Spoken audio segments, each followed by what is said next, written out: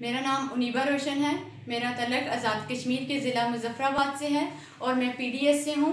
मेरा phone number 03115511 431।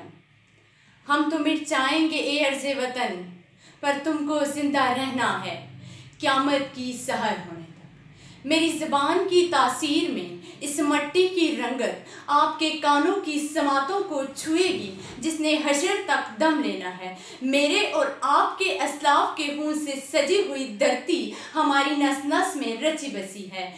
हमारा वतन जो कि फूल और चांद है, जिसके खेतों में लालो यमन पहना है, जिसकी सरहदों पे ईमान का पहरा है। कोई भी दुश्मन की आंख उसे कुछ भी नहीं कर सकती।